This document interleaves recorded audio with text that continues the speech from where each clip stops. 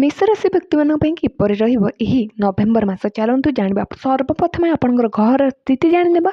तो प्रथम रही सूर्य जे कि ग्रह राजा कहते। तो सूर्य नीच अवस्था तुला राशि में रही 16 नवेम्बर पर्यंत। तापर मित्र राशि बिछारे प्रवेश करेंगे। बुध ग्रह शत्रु राशि बिछारे रही 23 नवेम्बर पर तुला राशि में प्रवेश करेंगे। आपणकर राशि स्वामी मंगल देव पूरा मास पिछारे राशि रे ओ गुरु पूरा मास कर्करे उच्च हो रे। शुक्र कन्या राशि रे नीच अवस्था रे 2 नवेम्बर मात्र 2 दिन नीच अवस्था रही तापर निजस्व राशि तुला प्रवेश करेंगे।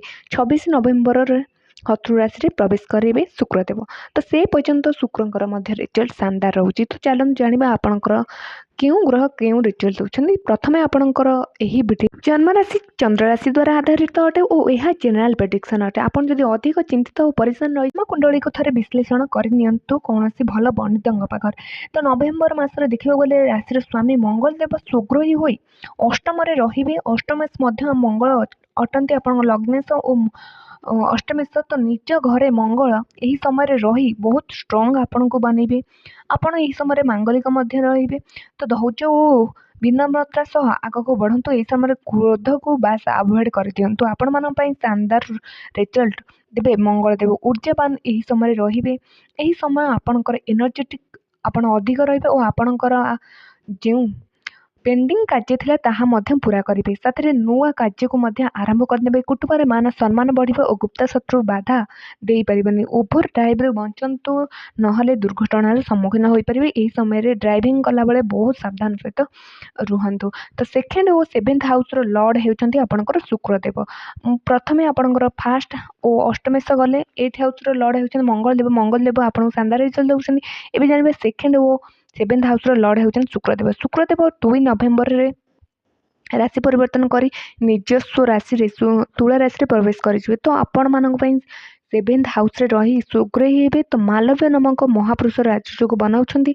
तो विवाह संबंधी समस्या दूर हेबा। आपणकर मन चाह पार्टनर आपन मिल पारंती। समय मैरिज रे जो इश्यू थिला ताहा मध्य दूर हेबो।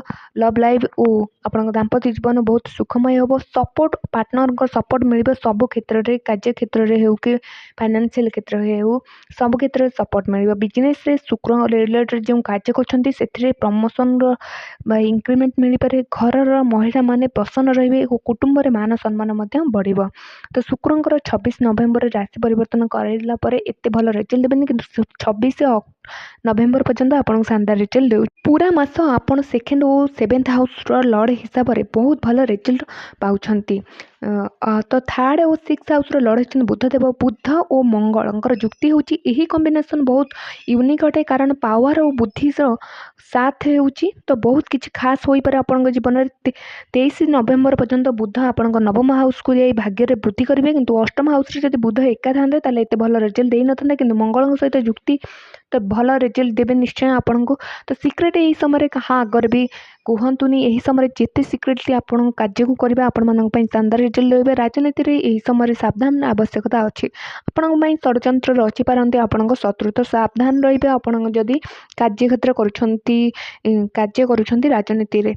तो यही समय छोट भाई भौणी को सहयोग मिलिबो। बुध आपण रोग को मारिबे और यही समय शानदार रिजल्ट देबे। 23 नवेम्बर पर मध्य बुधंकर आहुरी रिजल्ट शानदार रही। 9 हाउस को जाई आपन भाग्य वृद्धि करेंगे। तो 4th हाउस रो लॉर्ड हेउचन चंद्रमा।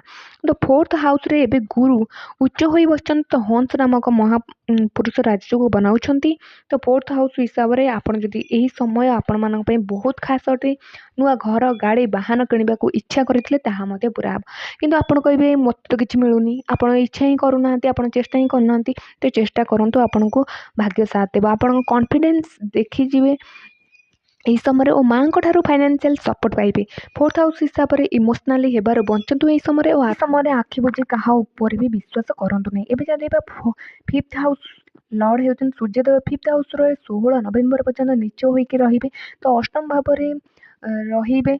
तो एते किछि खास रिजल्ट मिलिबा नहीं आपन को। तो आफर डालिबे नहले आपन को एते रिजल्ट मिलिबा नहीं। आध्यात्मिकता सह जोड़ी हेबे। यही समय बहुत भल व्यक्तित्व रहिबा आपनकर। तापर 16 नवेम्बर पर आपण मानक सरकारी अटकी कार्य पूरा हेबा। सरकारी जॉब मते लागि पारे।